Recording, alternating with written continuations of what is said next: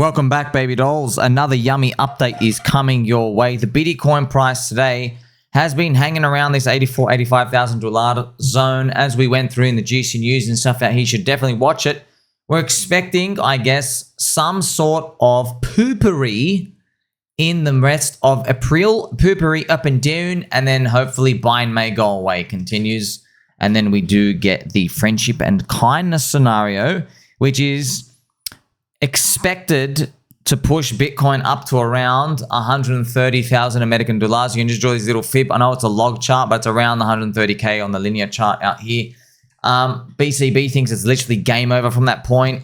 Uncle Bobby, he already sold 1/3 of his Bitcoin. He might get rid of two of it there. The other 2/3 out here, I don't know. Just personally, friends, it's going to be tough, man. I really believe it's a believer cycle. When I'm looking at 5 red monthly candles for Ethereum, something don't smell right, man. I just look. I'm looking at it. I'm like, man, we can't peak early soon. Like, we just had 5 red in a row, bro. What are we gonna do? Do 6 green in a row? That's unheard of, man. We can't do that, right? Usually, when we do a lot of repetitive reds in a row, you get like the green, the red, the green. You know, like kind of screwing around. But yeah, this is just Ethereum. So like that might be something to think about as well. Is it necessarily true that Ethereum must participate in the altcoin cycle? Look, man, depends on your beliefs, friends, because like Ethereum has 55% of all the stable coins in crypto. It is on Ethereum. And Ethereum is king of the altcoins. And as well, we're looking at OTHERS-eth ratio above 1. My gosh, it's above 1, friends. This is literally used to be 0.5. So altcoins, they are catching up against ETH. They are catching up this line up here. They're above 1.0. This was a big, basically end of rally sign for altcoins. Now it's above 1. It might even go to 2 this bull market, just because Ethereum's in its 3rd cycle curse. And Ethereum is a big topic of conversation, obviously, just because of how poopy it's done. And a lot of people are like, forget it. It's old. It's like the old Pentium 1. Now we're moving on to Solana and stuff out here. But we'll see. We'll see how it all comes around, because the big money is going to come in. The big money has to come and move something first, right? So if they're going to come and reprice Ethereum higher or any other coin, maybe the meme coins and everything follows on from that. But they need to come in for something, right? Are they going to come in for memes? I hope so. I don't think so, though. I think they're coming in because stable coins, man. It's a stable coin super cycle. You know it. You know what it is. Meme coin super cycle, stable coin super cycle. They go hand in hand, don't they? One of them is the meme coin super cycle. Extremely far down the risk curve, and then you have stablecoins, which is literally at the 0 part of the risk. You know, this is the Ethereum price chart. This is the CME price for Ethereum. We got a gap at 1750, and then we have the next gap at 2600, and then we have the next gap at 3200. Man, so this was, friends, this was the biggest scum cheat move I've ever seen in my life. This was a triple top for Ethereum. Man, this is just, what type of scamming was that? Oh, well, nothing we can do about it except look to the stars and hope for a better future. The CypherPunks have left Bitcoin. Did you know that? So Ethereum's Twitter. Ethereum is for fixing the money. So Ethereum intern, fix the money, fix the world. Ethereum makes the financial system more like the internet, open and accessible. You have it here. Imagine if finance were like the internet. Impossible to censor, with liberty and justice for all, where you can send money anywhere for less than a cent and earn yield better than a savings account. Get on chain today. So the CypherPunks, friends, Satoshi was a CypherPunk. Yeah, CypherPunks, they built Bitcoin at the start. It was the OG. It's pretty much, this is the thing. CypherPunks see a problem out there. Problem, reaction, solution, yeah? The problem is the government keeps printing currency, okay? Because they have you under their watch. You hold US dollars, their altcoin, or any government currency. You hold it in their banks. They watch all of that. They can print more of the supply.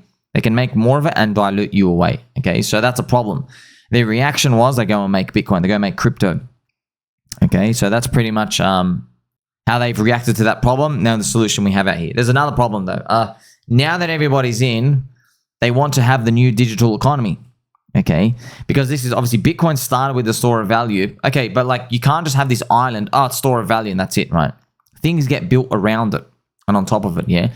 What comes next? The swapping, the private, just everything pretty much comes on top of that. Everything in the digital economy. identities, assets, finance, just literally anything and everything, right? It's Internet 3.0 pretty much put onto it. So you need solutions for that though. Yeah, there's a problem as well. You don't have any privacy. Yeah, I know I say privacy a lot, but it's not just that. Pretty much just giving you more solutions so that it's censorship resistant. You can't get attacked by a nation state. The CypherPunks have left Bitcoin. They're on Ethereum now. PulseChain is the heart of it too.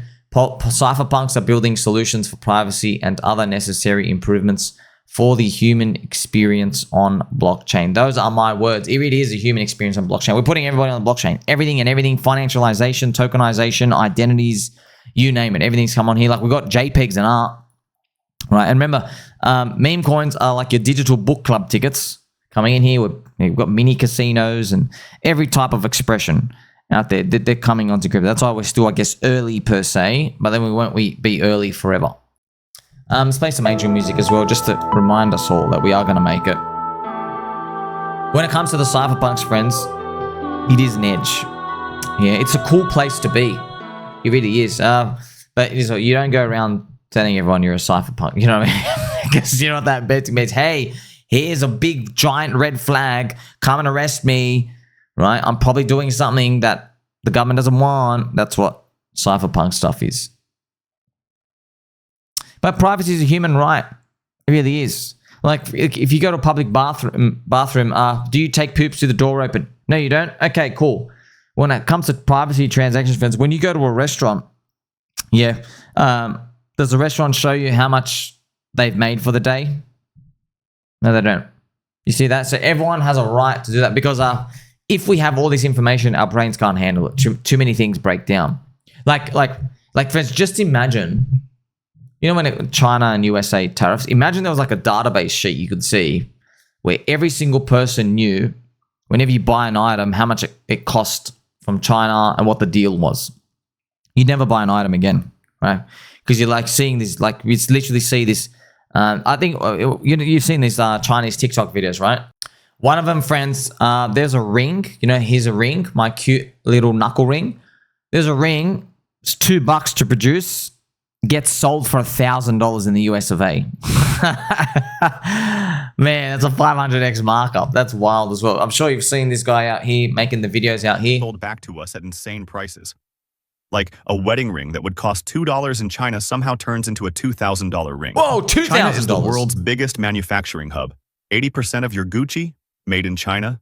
60% of your Prada, also made in China. Even Chanel, Fendi, Louis Vuitton, Adidas, Nike, you name it.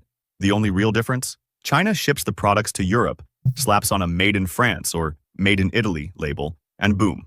Luxury? It's ridiculous. While people are out here clowning Shein and Temu for being cheap and low quality, the expensive stuff you think is handcrafted in Paris or Milan? Yeah, that's made in China too. So what are you really worried about? Come on, your mega hat? That's made in China too? So a lot of these videos have been circulating out here. It's actually true. It's, you know, funny. A lot of us in the comments were like, I thought you idiots knew this.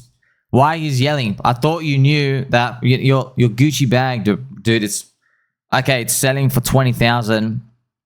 It costs them, I think, $1,200 to make, and they're using the best silk, the best thread, the best leather in the world, the highest of highest quality, still about $1,000.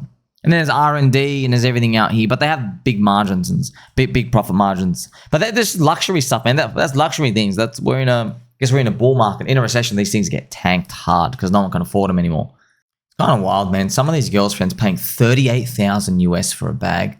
But, you know, each of their own. They got a lot of money. They can go and spend it. But yeah, I thought everyone knew this. Where do you think it comes from? You literally think some French dude is eating like cheese and tomatoes, right? And some snails.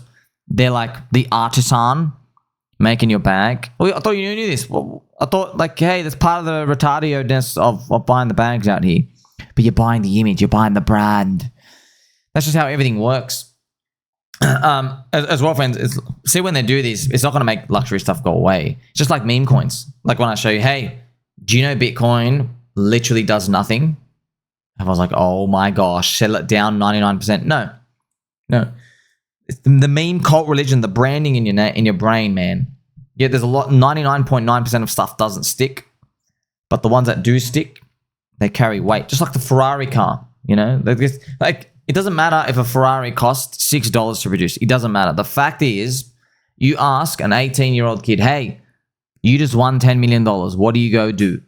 I guarantee every 18-year-old kid, they're going to say something like either Bugatti, Ferrari, Lambo. They're going to say that sport car, right? And there's only a certain number in their head which they would go and get, you know, to go and show, hey, I'm successful now. You know, that you can't put a price on that, man. It's stuck in their brain. You literally can't put a price on that. It doesn't matter if the thing costs $2 and the car was made in China. It's in their head because they think they need it, right? Because we don't need much in this world, do really, right? Water, food, and everything else, yeah.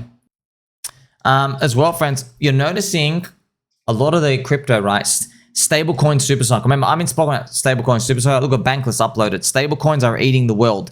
Understanding the 200 trillion opportunity. Stablecoin SuperCycle. I've told you many times in many videos, and we'll keep making content on it. More information comes out with every week to confirm this. And actually, I've tagged pDAI as well. So, friends, the Pulse night. Shout out to you, friend. Probably Richard Hart planned to be a trillionaire by doing it by 2035. Looks like pDAI is the key to success. This is actually wonderful to see. Yeah, friends, stablecoin SuperCycle, and conceptually, when I explain it to you, it makes sense because a lot of the risk takers of the world are already in crypto. Now you want the skeptics. The skeptics, they don't want to come in and throw $6,000 on a meme coin because everything's going to zero anyway. Instead, if you can give them stablecoin yield better than the bank account or just access to it in a country that they can't access it, now we're cooking with gas. Now you get them in. That's why it's a stablecoin SuperCycle. That will be the first big step in, which will be beautiful. And you also saw recently as well, friends, Richard Hart hinting about his wallet. What features do you wish your wallet had? So he's actually made 2 posts about the wallet, but I want to give you this equally very yummy update, friends. Very yummy, quite peculiar as well. Apparently on the GitHub, his wallet guy left the project a month ago. Very strange because last month, what did we see? DeWank has removed support for PulseChain. So DeWank and Rabby, DeWank, friends, owns Rabby. So Rabby wallet and obviously DeWank, call him DeWank. Same thing. Like they removed their support a month ago. That's why we're thinking, man, that's weird, man. Like, is it problem, reaction, solution? Is this orchestrated?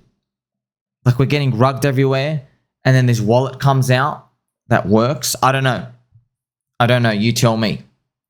This is Richard Hart. And wallet guy is still working on wallet.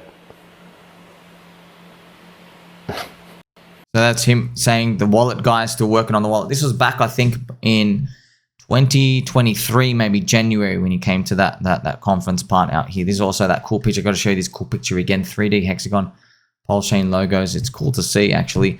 So we do have, remember, internet money. We have a native PulseChain wallet. Do support everyone out here. Man, but it'll be the, man, we got to remember, my friends, like Richard Hart. Okay, look. What's the #1 company in the world? Apple. Yeah, Apple. He's been Apple #1 for a long time. What does Apple do? They give you vertical integration, right? From the bottom to the top, like you're just, all their products is theirs. So you don't have to go anywhere else. Yeah. So it would make sense, right? He's got his DEX, the chain, Hex, store of value with the staking stuff that you can do. Ink, you need a green logo in there. What if part of the story is pDAI? And by the way, friends, it is possible as well, after pDAI is like done its journey, if it has done its journey to $1, there could be like some hand-in feature where it like transposes it into another thing. So you basically removes the admin key threat from the maker DAO or whatever. It could be, you know what I mean? But just think about if you had a stable coin and then the wallet, when everyone's just swapping from the wallet and there's a stable coin, imagine you could just stake your stable coin from that page. You don't have to go anywhere. It's like all in one place. Yeah, it's all building into that. That's it. There's like pretty much top down, everything is there. And I wonder if it even have a centralized exchange and stuff out here. So it does give you some motivation that, you know, things are changing around for the future. But yeah, man, we just want to see higher prices and stuff out here. Yay, slightly green, 1 and 2 and 3%. Not much moves up here, you know. Ethereum, though, friends, like, we got to get it to close those gaps, bro. Ethereum's got to get back to 3,200 for anything really to happen. PLS did that vertical down, retracing up here. Hopefully, it comes back to this channel. This is still like 40% below SAC price up here. We need that wank off thing to appear up here, and then we can actually keep going up. We're very, very, very far behind on all the ETH and BTC ratios. Very, very, very far behind. But feels like it's a Solana playbook. This is pDAI as well, friends. So just to let you know, man, it's been a while, man. I can't believe like it's been now 27 days. Normally, the capitulation zone stuff were from like 35 to 65. So if there's going to be a move, just according to history, I guess within the next 5 to 30 days, within the next 5 to 30 days, somewhere in this box, hopefully there's a return back up to like up here, maybe even back to 1 cent, and then we continue the dream out here. But yeah, it depends on Ethereum's monthly candles and if it maintains friendship, because we had 5 red in a row, bro. Come on, we got to finish it green. Like, subscribe, beat button, all. Catch you soon.